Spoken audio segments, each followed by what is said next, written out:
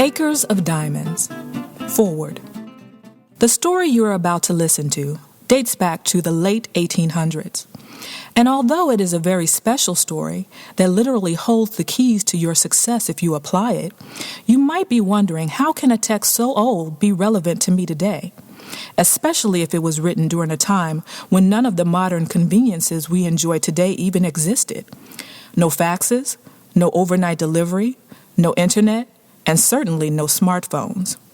You might even be tempted to wonder how people got work done at all back in those days, let alone prospered, creating millions of dollars of wealth and prosperity. First, there was the Stone Age, then the Agricultural Age, followed by the Industrial and Technological Age.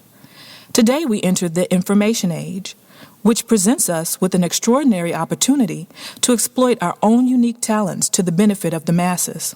Up until now, it may have been a reasonable expectation for you to impact and influence your family, your neighborhood or community, and perhaps maybe your country. But now, with the technological tools our society embraces and uses on a daily basis, it's an equally reasonable expectation for the average person to impact and influence the entire world. Just think about the impact that Facebook had on the world during the Egyptian Revolution in early 2011.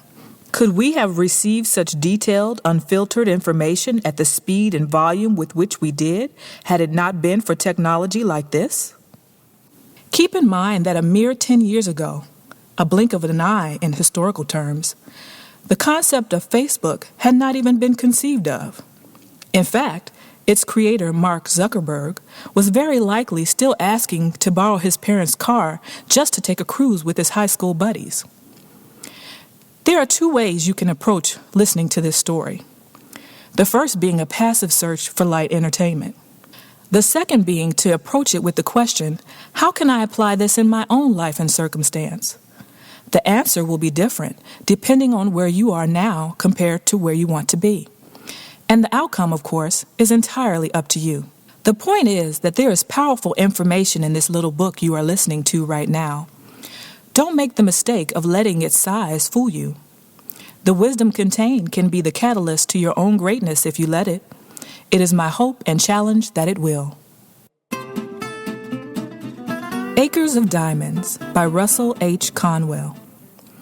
When going down the Tigris and Euphrates rivers many years ago with a party of English travelers, I found myself under the direction of an old Arab guide whom we hired up at Baghdad. And I have often thought how that guide resembled our barbers in certain mental characteristics.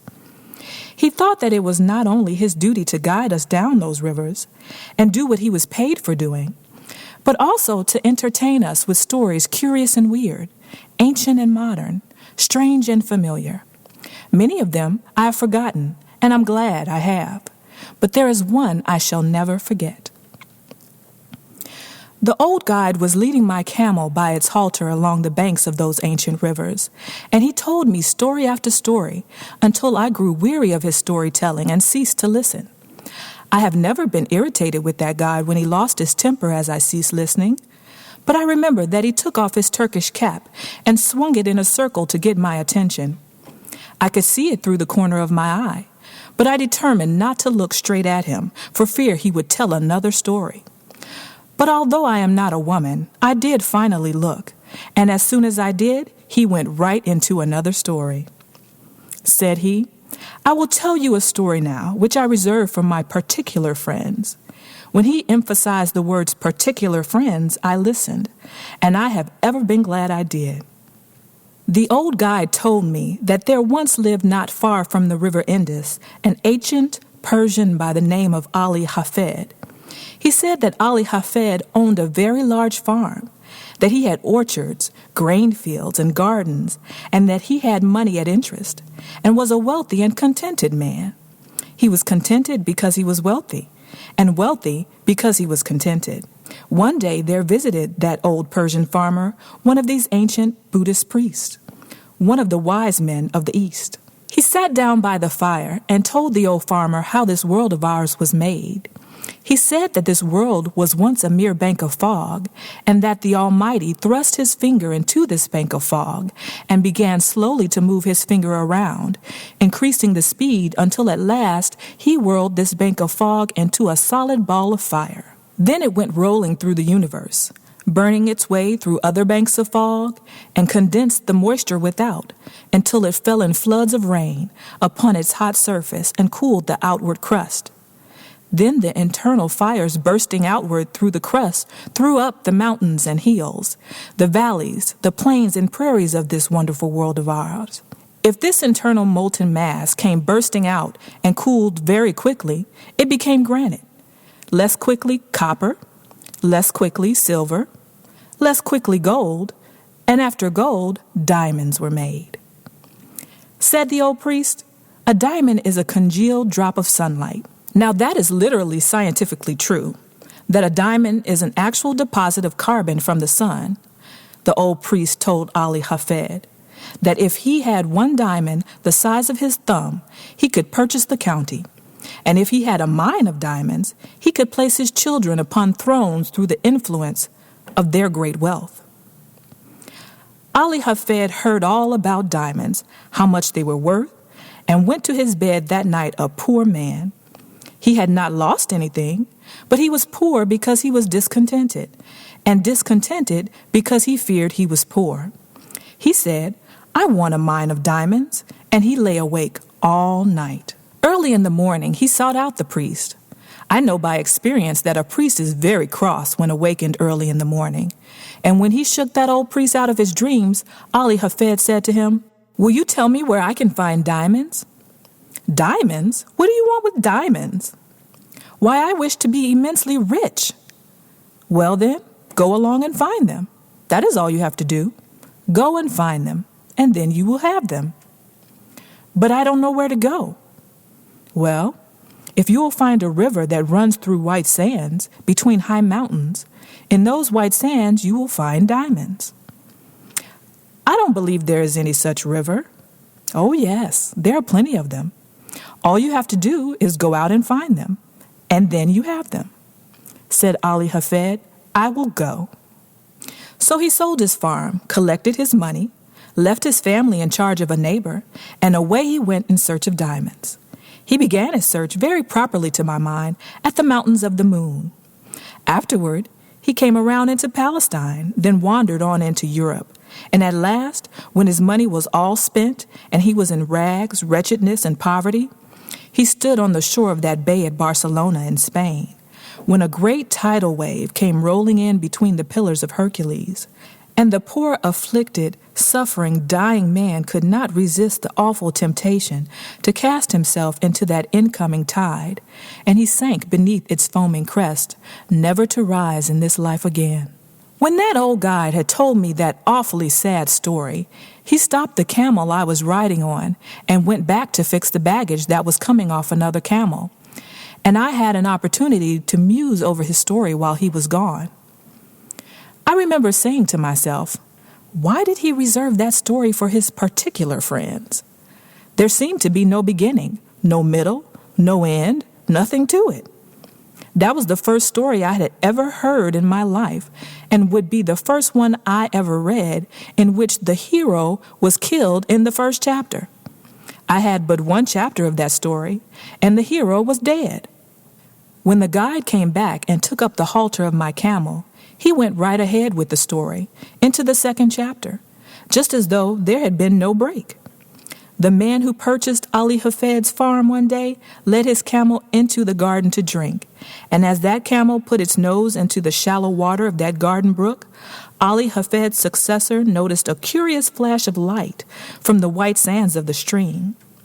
He pulled out a black stone, having an eye of light reflecting all the hues of the rainbow. He took the pebble into the house and put it on the mantle, which covers the central fires, and forgot all about it. A few days later, this same old priest came in to visit Ali Hafed's successor, and the moment he opened the drawing room door, he saw that flash of light on the mantle, and he rushed up to it and shouted, "Here is a diamond! Has Ali Hafed returned?" "Oh no," Ali Hafed has not returned, and that is not a diamond. That is nothing but a stone we found right out here in our own garden." "But," said the priest, "I tell you I know a diamond when I see it, and I know positively that is a diamond." Then together they rushed out into that old garden and stirred up the white sands with their fingers, and lo, there came up other more beautiful and valuable gems than the first. "Thus," said the guide to me and friends, "it is historically true, was discovered the diamond mine of Golconda, the most magnificent diamond mine in all the history of mankind, excelling the Kimberley itself.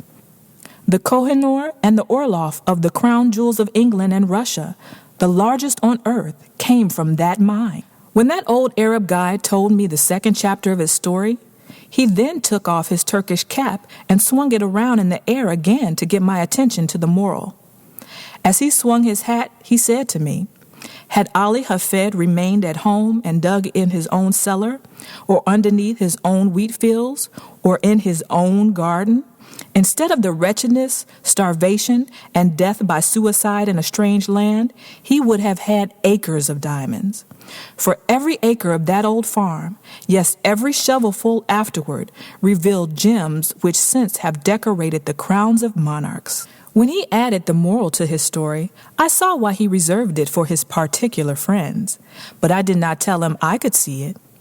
It was that mean old Arab's way of going around a thing like a lawyer, to say indirectly what he did not dare say directly, that in his private opinion, there was a certain young man then traveling down the Tigris River that might better be at home in America. I did not tell him I could see that, but I told him his story reminded me of one, and I told it to him quick, and I think I'll tell it to you. Searching for gold. I told him of a man out in California in 1847 who owned a ranch. He heard that they had discovered gold in Southern California, and so with a passion for gold, he sold his ranch to Colonel Sutter, and away he went, never to come back. Colonel Sutter put a mill upon a stream that ran through that ranch, and one day his little girl brought home wet sand from the raceway into their home and sifted it through her fingers before the fire. And in that falling sand, a visitor saw the first shining scales of real gold that were ever discovered in California. The man who had owned that ranch wanted gold, and he could have secured it for the mere taking. Indeed, $38 million has been taken out of those very few acres since then. About 8 years ago, I delivered this lecture in a city that stands on that farm, and they told me that a one-third owner of that land for years and years had been getting $120 in gold every 15 minutes, sleeping or waking, without taxation. You and I would enjoy an income like that if only we didn't have to pay income tax. But a better illustration really than that occurred here in our own town. There was a man living in this town who owned a farm, and he did with that farm just what I would do with a farm if I had owned one. He sold it. But before he sold it, he decided to secure employment collecting coal oil for his cousin, who was in business in Canada, where they first discovered oil on this continent. They dipped it from the running streams at that early time. So the farmer wrote to his cousin asking for employment. You see, friends, this farmer was not altogether a foolish man, not by any means. He did not leave his farm until he had something else to do. When he wrote to his cousin for employment, his cousin replied, "I cannot engage you because you know nothing about the oil business." Well, then the old farmer said, "I will know." And with most commendable zeal, he committed himself to the study of the whole subject. He began way back at the second day of God's creation, when this world was covered thick and deep with that rich vegetation, which since has turned into the primitive beds of coal. He studied the subject until he found that the drainings of those rich beds of coal furnished the coal oil that was worth pumping. And then he found out how it came up with the living springs. He studied until he knew what it looked like, smelled like, tasted like, and how to refine it. Now, said he in his letter to his cousin, I understand the oil business. His cousin answered, all right, come on. So he sold his farm, according to the county record, for $833. Even money, no sense. He had scarcely gone from that place before the man who purchased the spot went out to arrange for the watering of the cattle. He found the previous owner had gone out years before and put a plank across the brook back of the barn, edgewise to the surface of the water, just a few inches. The purpose of that plank, at that sharp angle across the brook, was to throw over to the other bank a dreadful-looking scum through which the cattle would not put their noses. But with that plank there to throw it all over to one side, the cattle would drink below. And thus that man who had gone to Canada had been himself damming back for 23 years a flood of coal oil, which the state geologist of Pennsylvania declared to us 10 years later was even then worth $100 million to our state. And 4 years ago, our geologist declared the discovery to be worth to our state $1,000 million. The man who owned that territory on which the city of Titusville now stands, and those Pleasantville valleys, had studied the subject from the second day of God's creation, clear down to the present time. He studied it until he knew all about it, and yet he is said to have sold the whole of it for $833. And again I say, no sense. Penny wise and pound foolish. But perhaps I need another illustration. I found it in Massachusetts, and I'm sorry I did, because that is the state I came from. This young man in Massachusetts furnishes just another phase of my thought. He went to Yale College and studied mines and mining, and became such an adept as a mining engineer that he was employed by the authorities of the university to train students who were behind in their classes. During his senior year, he earned $15 a week for doing that work. And when he graduated, they raised his pay from $15 to $45 a week and offered him a professorship. And as soon as they did, he went right home to his mother. Now, if they had raised that boy's pay from $15 to $15.60, he would have stayed and been proud of the place. But when they put it up to $45 at one leap, he said, "Mother, I won't work for $45 a week. The idea of a man with a brain like mine working for $45 a week? Let's go out to California and stake out gold mines and silver mines and be immensely rich," said his mother. "Now, Charlie, it is just as well to be happy as it is to be rich." "Yes," said Charlie, "but it is just as well to be rich and happy too." And they were both right about it. As he was an only son and she a widow, of course he had his way. They always do. They sold their home in Massachusetts, and instead of going to California, they went to Wisconsin, where he went into the employ of the Superior Copper Mining Company at $15 a week again, but with the proviso in his contract that he should have an interest in any mines he should discover for the company. I don't believe he ever discovered a mine. And if I am looking in the face of any stockholder of that copper company, you would wish he had discovered something or other. I have friends who are not here because they could not afford a ticket, who did have stock in that company at the time this young man was employed there. This young man went out there, and I've not heard a word from him. I don't know what became of him, and I don't know whether he found any mines or not, but I don't believe he ever did. But I do know the other end of the line. He had scarcely gotten out of the old homestead before the succeeding owner went out to dig potatoes. The potatoes were already growing in the ground when he bought the farm, and as the old farmer was bringing in a basket of potatoes, it hugged very tight between the ends of the stone fence. You know, in Massachusetts, our farms are nearly all stone wall. There you are obliged to be very economical of front gateways in order to have some place to put the stone. When that basket hugged so tight, he set it down on the ground and then dragged on one side and pulled on the other side. And as he was dragging that basket through, this farmer noticed in the upper and outer corner of that stone wall, right next to the gate, a block of native silver 8 inches square. That professor of mines, mining and mineralogy, who knew so much about the subject that he would not work for $45 a week, when he sold that homestead in Massachusetts, sat right on that silver to make the bargain. He was born on that homestead, was brought up there, and had gone back and forth rubbing the stone with his sleeve until it reflected his countenance, and seemed to say, "Here is $100,000 right down here just for the taking." But he would not take it. It was in a home in Newburyport, Massachusetts, and there was no silver there, all away off well. I don't know where, and he did not, but somewhere else, and he was a professor of mineralogy. My friends, that mistake is very universally made. I often wonder what has become of him. I do not know it all, but I will tell you what I guess as a Yankee. I guess that he sits out there by his fireside tonight with his friends gathered around him, and he is saying to them something like this: "Do you know that man Conwell who lives in Philadelphia?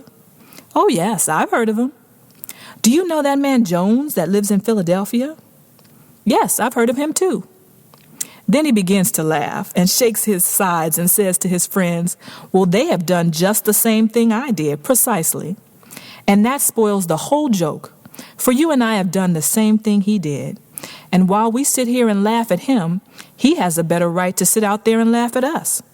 I know I've made the same mistakes. But of course, that does not make any difference, because we don't expect the same man to preach and practice too.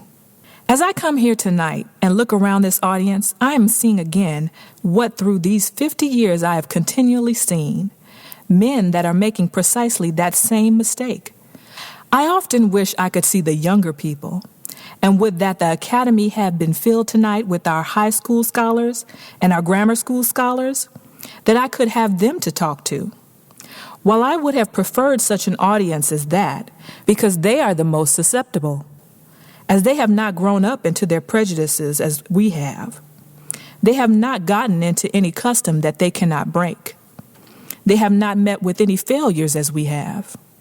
And while I could perhaps do such an audience as that more good than I can do grown-up people, yet I will do the best I can with the material I have. I say to you that you have acres of diamonds right where you now live. Oh, but you say, you cannot know much about our city if you think there are any acres of diamonds here. I was greatly interested in that account in the newspaper of the young man who found that diamond in North Carolina. It was one of the purest diamonds that has ever been discovered, and it has several predecessors near the same locality. I went to a distinguished professor in mineralogy and asked him where he thought those diamonds came from. The professor secured the map of the geologic formations of our continent and traced it.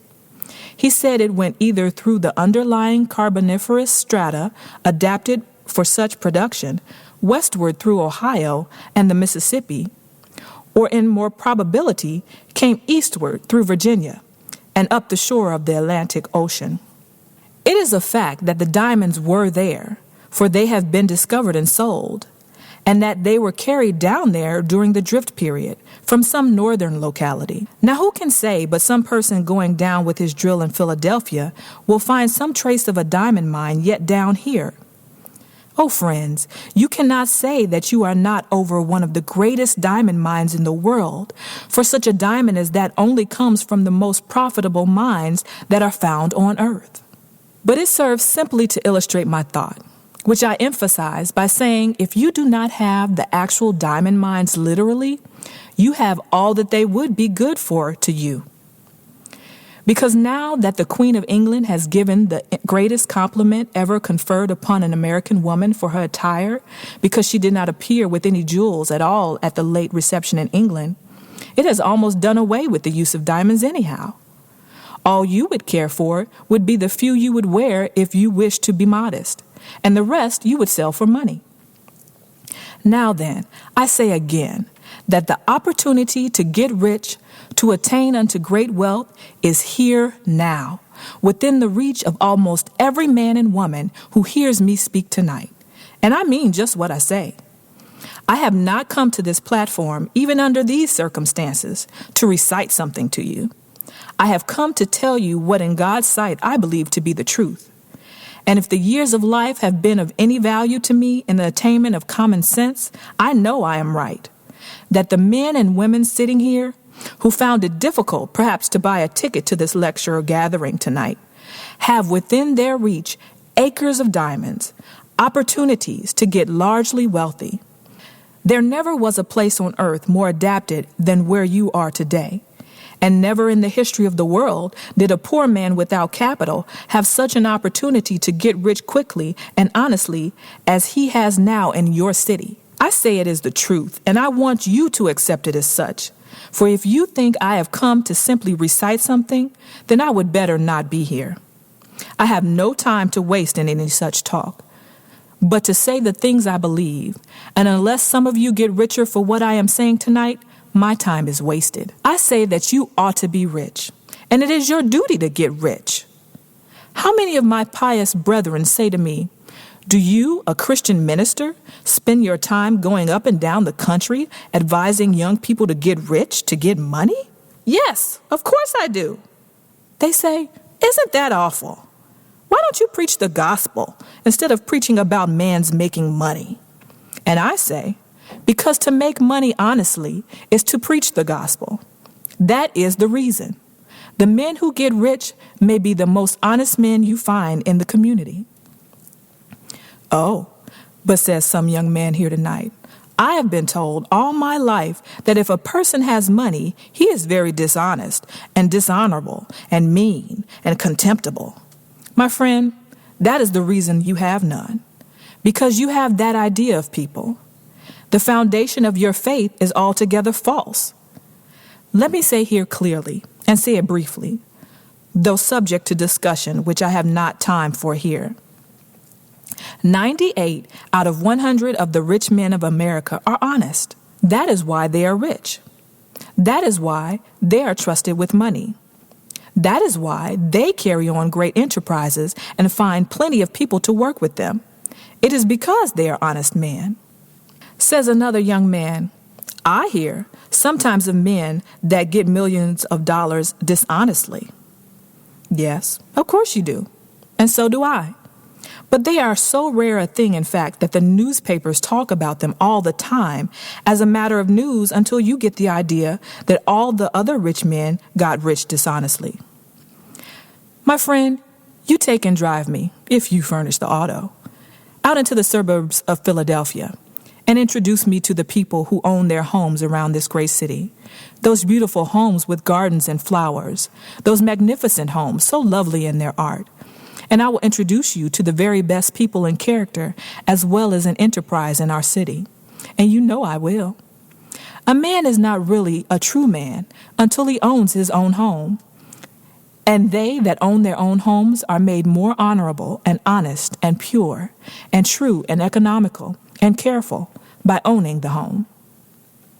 For a man to have money, even in large sums, is not an inconsistent thing. We preach against covetousness.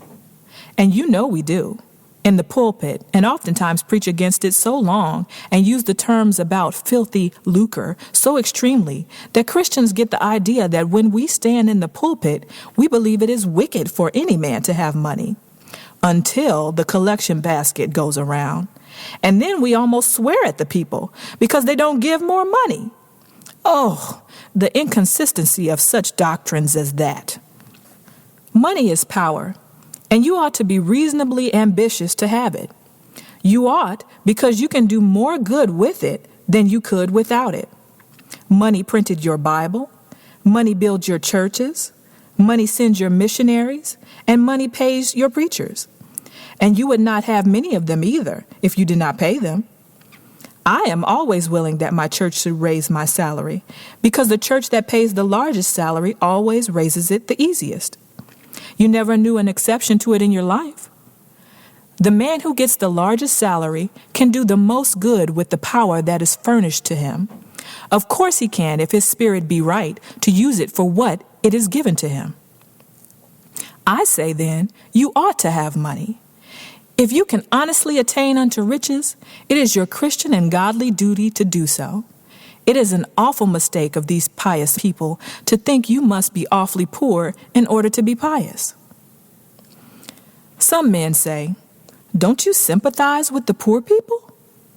Of course I do, or else I would not have been lecturing these years. I won't give in but what I sympathize with the poor, but the number of poor who are to be sympathized with is very small. To sympathize with a man whom God has punished for his sins, thus to help him when God would still continue a just punishment, is to do wrong. No doubt about it.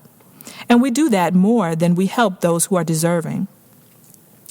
While we should sympathize with God's poor, that is, those who cannot help themselves, let us remember there is not a poor person in the United States who is not made poor by his own shortcomings or by the shortcomings of someone else. It is all wrong to be poor anyhow. Let us give in to that argument and pass that to one side.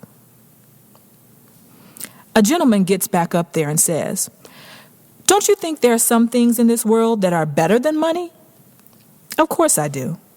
But I am talking about money now. Of course there are some things higher than money. Oh yes, I know by the grave that has left me standing alone that there are some things in this world that are higher and sweeter and purer than money. Well do I know there are some things higher and grander than gold. Love is the grandest thing on God's earth. But fortunate the lover who has plenty of money. Money is power. Money is force. Money will do good as well as harm. In the hands of good men and women, it could accomplish, and it has accomplished, good. I hate to leave that behind me. I heard a man get up in a prayer meeting in our city and thank the Lord he was one of God's poor. Well, I wonder what his wife thinks about that. She earns all the money that comes into that house, and he smokes a part of it on the veranda. I don't want to see any more of the Lord's poor of that kind, and I don't believe the Lord does. And yet there are some people who think in order to be pious, you must be awfully poor and awfully dirty. That does not follow at all. While we sympathize with the poor, let us not teach a doctrine. Money is the root of all evil. Yet the age is prejudiced against advising a Christian man, or as a Jew would say, a godly man, from attaining unto wealth. The prejudice is so universal, and the years are far enough back, I think, for me to safely mention that years ago up at Temple University, there was a young man in our theological school who thought he was the only pious student in that department. He came into my office one evening and sat down by my desk and said to me, "Mr. President, I think it is my duty, sir, to come in and labor with you." "What has happened now?" said he. "I heard you say at the academy, at the Pierce School commencement, that you thought it was an honorable ambition for a young man to desire to have wealth, and that you thought it made him temperate, made him anxious to have a good name, and made him industrious. You spoke about a man's ambition to have money, helping to make him a good man. Sir, I have come to tell you that the Holy Bible says that money is the root of all evil." I told him I had never seen it in the Bible, and advised him to go out into the chapel and get the Bible and show me the place. So he went out for the Bible, and soon he stomped into my office with the Bible open, with all the bigoted pride of the narrow sectarian, or of one who founds his Christianity on some misinterpretation of Scripture. He flung the Bible down on my desk and fairly squealed into my ear, "There it is, Mr. President, and you can read it for yourself." I said to him, "Well, young man, you will learn when you get a little older that you cannot trust another denomination to read the Bible for you. You belong to another denomination. You are taught in the theological school. However, that emphasis is exegesis. Now, will you take that Bible and read it for yourself and give the proper emphasis to it?" He took the Bible and proudly read, "The love of money is the root of all evil." Then he had it right. And when one does quote aright from that same old book, he quotes the absolute truth. I have lived through 50 years of the mightiest battle that old book has ever fought, and I have lived to see its banners flying free, for never in the history of the world did the great minds of earth so universally agree that the Bible is true, all true, as they do at this very hour. So I say that when he quoted right, of course he quoted the absolute truth. The love of money is the root of all evil. He who tries to attain it too quickly or dishonestly will fall into many snares, no doubt about that. The love of money. What is that? Is it making an idol of money? And idolatry, pure and simple, everywhere is condemned by the Holy Scriptures and by man's common sense. The man that worships the dollar instead of thinking of the purposes for which it ought to be used, the man who idolizes simply money, the miser that hoards his money in the cellar or hides it in his stocking or refuses to invest it where it will do the world good, the man who hugs the dollar until the eagle squeals has it in him the root of all evil. I think I will leave that behind me now and answer the question of nearly all of you who are asking, is there opportunity to get rich here? Well, now, how simple a thing it is to see where it is. And the instant you see where it is yours. Some old gentleman gets back up there and says, Mr. Conwell, have you lived here for 31 years and don't know that the time has gone by when you can make anything in this city? No, I don't think it is. Yes, it is. I've tried it. What business are you in? I kept a store here for 20 years and never made over $1,000 in the whole 20 years. Well then, you can measure the good you have been to this city by what this city has paid you. Because a man can judge very well what he is worth by what he receives. That is, in what he is to the world at this time. If you have not made over $1,000 in 20 years in Philadelphia, it would have been better for Philadelphia if they had kicked you out of the city 19 years and 9 months ago. A man has no right to keep a store in Philadelphia 20 years and not make at least $500,000, even though it be a corner grocery uptown.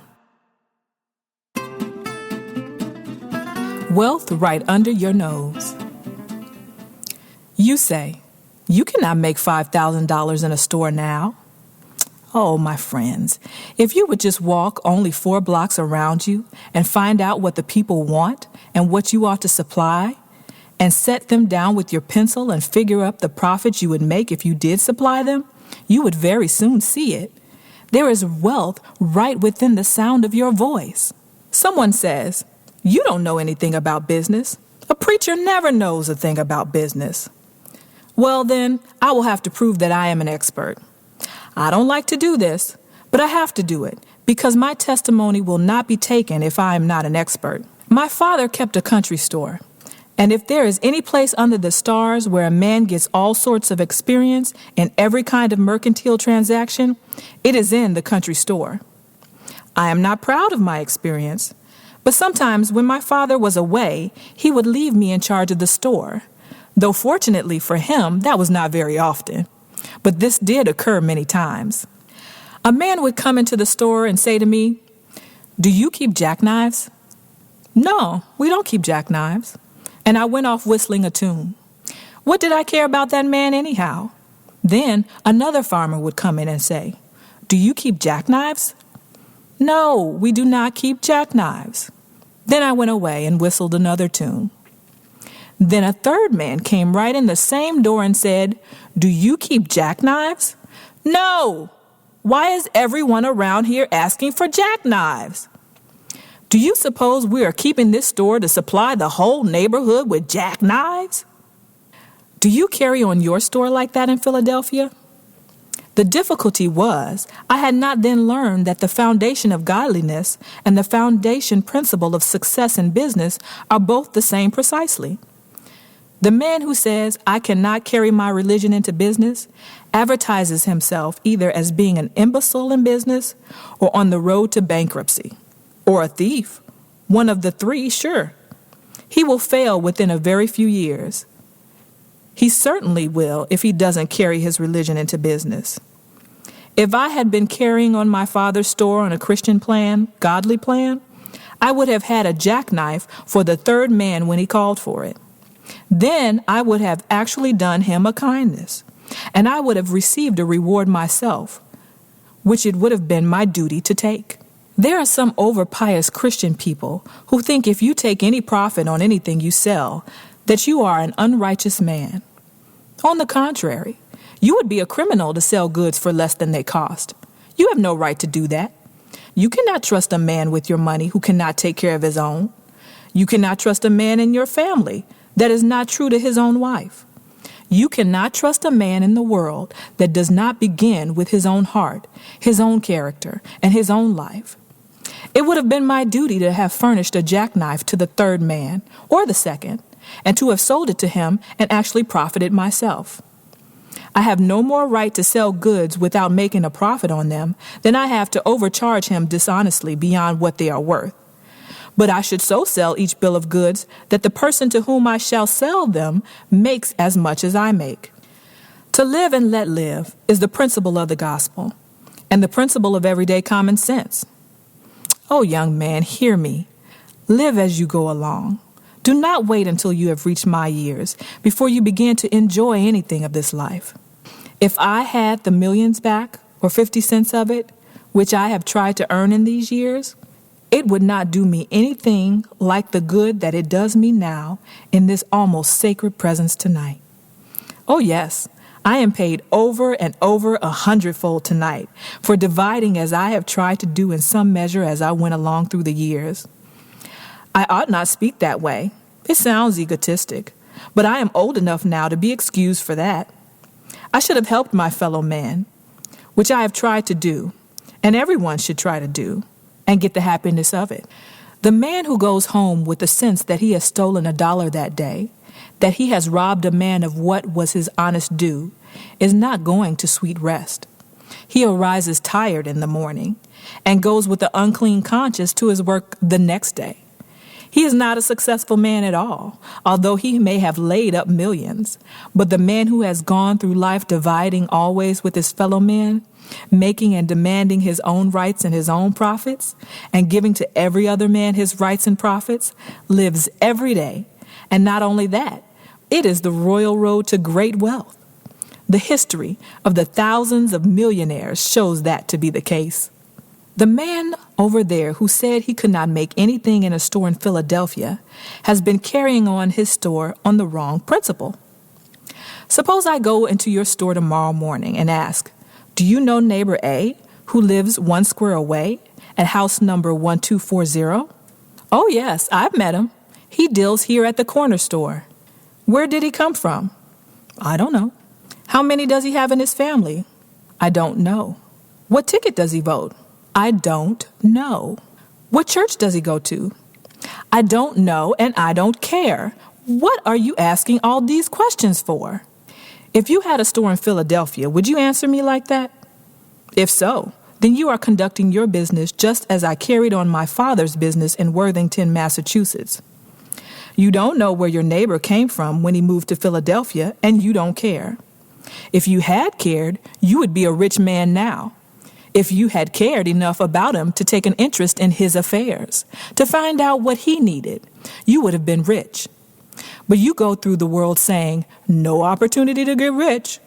And there is the fault right at your own door. It takes money to make money. But another young man gets up over there and says, I cannot take up the mercantile business. While I am talking of trade, it applies to every occupation. Why can't you go into the mercantile business? Because I haven't any capital. Oh, the weak and dudish creature who can't see over its collar. It makes a person weak to see these little dudes standing around the corners and saying, oh, if I had plenty of capital, how rich I could get. Young man, do you think you're going to get rich on capital? Certainly. Well, I say certainly not. If your mother has plenty of money, and she will set you up in business, you will set her up in business, supplying you with capital.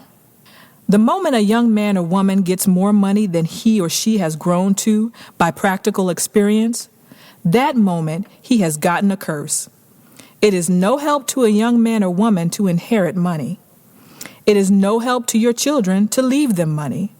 But if you leave them education, if you leave them Christian and noble character, if you leave them a wide circle of friends, if you leave them an honorable name, it is far better than they should have money. It would be worse for them, worse for the nation, that they should have any money at all. Oh, young man, if you have inherited money, don't regard it as a help. It will curse you through your years and deprive you of the very best things of human life. There is no class of people to be pitied so much as the inexperienced sons and daughters of the rich of our generation. I pity the rich man's son. He can never know the best things in life. One of the best things in our life is when a young man has earned his own living. And when he becomes engaged to some lovely young woman and makes up his mind to have a home of his own. Then, with that same love, comes also that divine inspiration towards better things. And he begins to save his money. He begins to leave off his bad habits and put money in the bank. When he has a few $100s, he goes out in the suburbs to look for a home. He goes to the savings bank, perhaps for half of the value, and then goes for his wife. And when he takes his bride over the threshold of that door for the first time, he says in words of eloquence my voice can never touch, "I have earned this home myself. It is all mine, and I divide with thee." That is the grandest moment a human heart may ever know.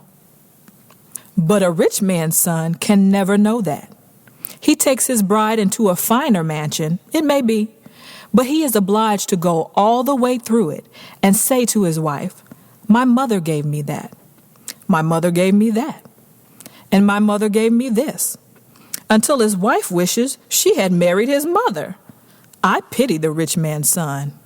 The statistics of Massachusetts show that not one rich man's son out of 17 ever dies rich. I pity the rich man's sons unless they have the good sense of the elder Vanderbilt, which sometimes happens. He went to his father and said, "Did you earn all your money?" "I did, my son. I began to work on a ferry boat for 25 cents a day." "Then," said his son, "I will have none of your money." And he too tried to get employment on a ferry boat that Saturday night. He could not get one there, but he did get a place for $3 a week. Of course, if a rich man's son will do that, he will get the discipline of a poor boy that is worth more than a university education to any man. He would then be able to take care of the millions of his father. But as a rule, the rich men will not let their sons do the very thing that made them great. As a rule, the rich man will not allow his son to work. And his mother? Why, she would think it was a social disgrace if he were poor, weak, little lily-fingered, sissy sort of a boy had to earn his living with honest toil. I have no pity for such rich men's sons. I remember one at Niagara Falls. I think I remember one a great deal nearer. I think there are gentlemen present who were at a great banquet, and I beg pardon of his friends. At a banquet here in Philadelphia, there sat beside me a kind-hearted young man, and he said, "Mr. Conwell, you have been sick for 2 or 3 years. When you go out, take my limousine, and it will take you up to your house on Broad Street." I thanked him very much, and perhaps I ought not to mention the incident in this way, but I follow the facts. I got onto the seat with the driver of that limousine outside, and when we were going up, I asked the driver, "How much did this limousine cost?" $6,800, and he had to pay the duty on it. "Well," I said, "does the owner of this machine ever drive it himself?" At that, the chauffeur laughed so heartily that he lost control of his machine. He was so surprised at the question that he ran up onto the sidewalk and around a corner lamppost out into the street again. And when he got out into the street, he laughed till the whole machine trembled. He said, "He drive this machine? Oh, he would be lucky if he knew enough to get out when we get there." I must tell you about a rich man's son at Niagara Falls. I came in from the lecture to the hotel, and as I approached the desk of the clerk, there stood a millionaire's son from New York. He was an indescribable specimen of anthropologic potency. He had a skull cap on the one side of his head, with a gold tassel in the top of it, and a gold-headed cane under his arm with more in it than in his head. It was a very difficult thing to describe that young man. He wore an eyeglass that he could not see through, patent leather boots that he could not walk in, and pants that he could not sit down in, dressed like a grasshopper. This human cricket came up to the clerk's desk just as I entered, adjusted his unseeing eyeglass, and spake in the wise to the clerk. You see, he thought it was Hinglish, to lisp. Sir, will you have the kindness to supply me with some paper and envelopes? The hotel clerk measured that man quick, and he pulled the envelopes and paper out of a drawer and threw them across the counter toward the young man, and then turned away to his books. You should have seen that young man when those envelopes came across that counter. He swelled up like a gobbler turkey, adjusting his unseeing eyeglass, and yelled, "Come right back here. Now, sir, will you order a servant to take that paper and envelopes to yonder desk?" Oh, the poor, miserable, contemptible American monkey. He could not carry paper and envelopes 20 feet. I suppose he could not get his arms down to do it. I have no pity for such travesties upon human nature. If you have not capital, young man, I am glad of it. What you need is common sense, not copper sense. The best thing I can do is to illustrate by actual facts well known to you all. A.T. Stewart, a poor boy in New York, had $1.50 to begin life on. He lost 87.5 cents of that on the very first venture. How fortunate that young man who loses the first time he gambles. That boy said, "I will never gamble again in business," and he never did. How came he to lose 87.5 cents? You probably all know the story how he lost it, because he bought some needles, threads, and buttons to sell, which people did not want, and had them left on his hands, a dead loss. Said the boy, "I will not lose any more money in that way." Then he went around first to the doors and asked the people what they did want. Then when he had found out what they wanted, he invested his 62.5 cents to supply a known demand. Give the people what they want. Study it wherever you choose. In business, in your profession, in your housekeeping, whatever your life. That one thing is the secret of success. You must first know the demand. You must first know what people need, and then invest yourself where you are most needed.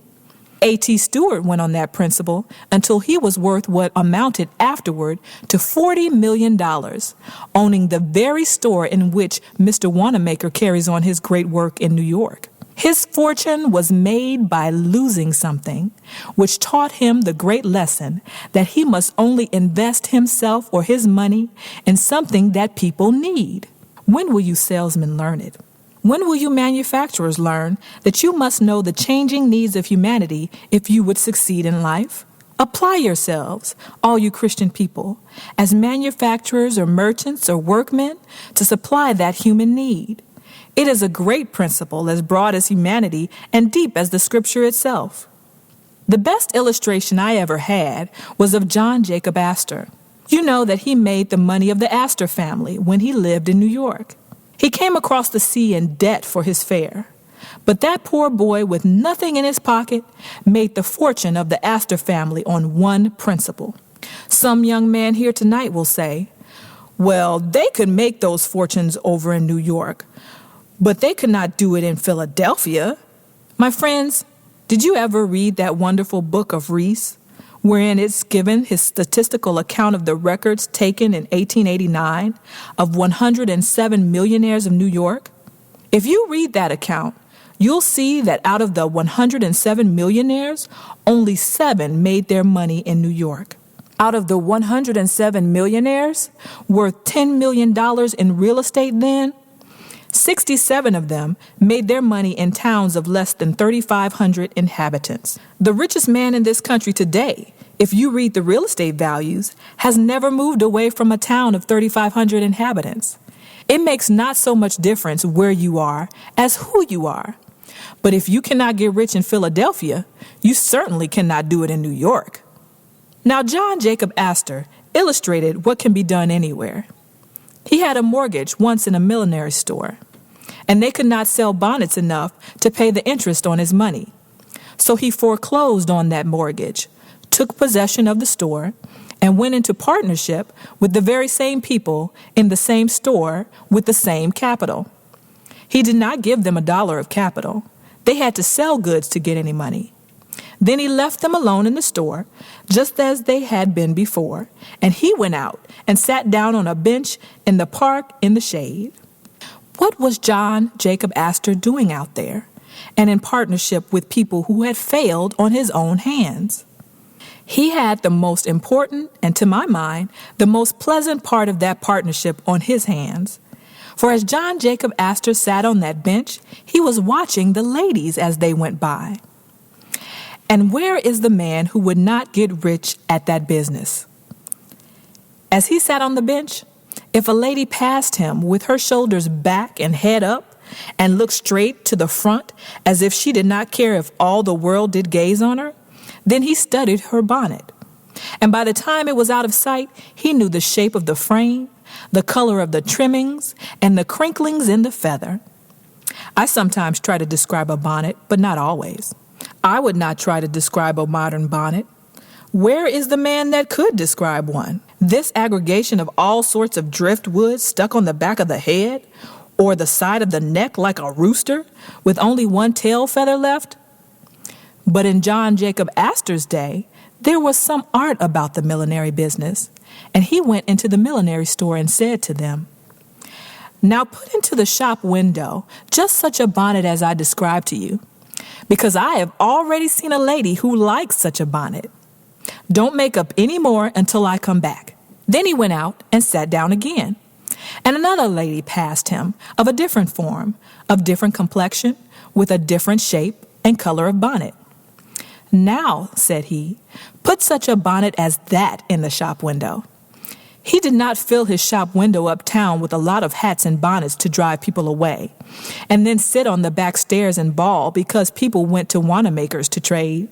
He did not have a hat or bonnet in that shop window but what some lady liked before it was made up.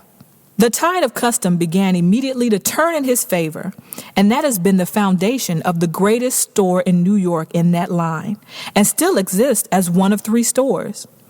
Its fortune was made by John Jacob Astor after they had failed in business, not by giving them any more money, but by finding out what the ladies liked for bonnets before they wasted any material in making them up. I tell you, if a man could foresee the millinery business, he could foresee anything under the heaven. Suppose I were to go through this audience tonight and ask you in this great manufacturing city if there are not opportunities to get rich in manufacturing. "Oh yes," some young man says, "there are opportunities here still if you build with some trust and if you have $2 or $3 million to begin with as capital." Young man, the history of the breaking up of the trust by that attack upon big business is only illustrating what is now the opportunity of the smaller man. The time never came in the history of the world when you could get rich so quickly manufacturing without capital as you can now. But you will say, "You cannot do anything of the kind. You cannot start without capital." Young man, let me illustrate for a moment. I must do it. It is my duty to every young man and woman because we are all going into business very soon on the same plan. Young man, remember, if you know what people need, you have gotten more knowledge of a fortune than any amount of capital can give you. There was a poor man out of work living in Hingham, Massachusetts. He lounged around the house until one day his wife told him to get out and work. And as he lived in Massachusetts, he obeyed his wife. He went out and sat down on the shore of the bay and whittled a soaked shingle into a wooden chain. His children that evening quarreled over it, and he whittled a second one to keep peace. While he was whittling the second one, a neighbor came in and said, "Why don't you whittle toys and sell them? You can make money at that." "Oh," he said, "I wouldn't know what to make." "Why don't you ask your own children right here in your own house what to make?" "What's the use of trying that?" said the carpenter. "My children are different from other people's children." I used to see people like that when I taught school. But he acted upon the hint. And the next morning, when Mary came down the stairway, he asked, "What do you want for a toy?" She began to tell him she would like a doll's bed, a doll's washstand, a doll's carriage, a little doll's umbrella, and went on with a list of things that would take him a lifetime to supply. So consulting his own children in his own house, he took the firewood, for he had no money to buy lumber, and whittled those strong, unpainted Hingham toys that were for so many years known all over the world. That man began to make those toys for his own children, and then made copies and sold them through the boot and shoe store next door. He began to make a little money, and then a little more. And Mr. Lawson, in his frenzied finance, says that man is the richest man in old Massachusetts. And I think it's the truth. And that man is worth $100 million today and has been only 34 years making it on that one principle, that one must judge what his own children like at home, other people's children would like in their homes too. To judge the human heart by oneself, by one's wife, or by one's children. It is the royal road to success in manufacturing. Oh, but you say, didn't he have any capital? Yes, a penknife, but I don't know that he had paid for that. I spoke thus to an audience in New Britain, Connecticut, and a lady 4 seats back went home and tried to take off her collar, and the collar button stuck in the buttonhole. She threw it out and said, "I'm going to get up something better than that to put on collars." Her husband said, "After what Conwell said tonight, you see there's a need for an improved collar fastener that is easier to handle. There is a human need. There is a great fortune. Now then, get up a collar button and get rich." He made fun of her, and consequently made fun of me. And that is one of the saddest things which comes over me like a deep cloud of midnight sometimes. Although I have worked so hard for more than half a century, yet how little I have ever really done. Notwithstanding the greatness and the handsomeness of your compliment tonight, I do not believe there is 1 in 10 of you that is going to make $1 million because you are here tonight. But it is not my fault. It is yours. I say that sincerely. What is the use of my talking if people never do what I advise them to do? When her husband ridiculed her, she made up her mind she would make a better collar button. And when a woman makes up her mind she will, and does not say anything about it, she does it. It was that New England woman who invented the snap button, which you can find anywhere now. It was first a collar button with a spring cap attached to the outer side. Any of you who wear modern waterproofs know the button that simply pushes together, and when you unbutton it, you simply pull it apart? That is the button to which I refer, and which she invented. She afterward invented several other buttons, and then invested in more, and then was taken into partnership with great factories. Now, that woman goes over the sea every summer in her private steamship. Yes, and takes her husband with her. If her husband were to die, she would have enough money left now to buy a foreign duke or count or some such title as that at the latest quotations. Now, what is my lesson in that incident? It is this. I told her then, though I did not know her, what I now say to you. Your wealth is too near to you. You are looking right over it.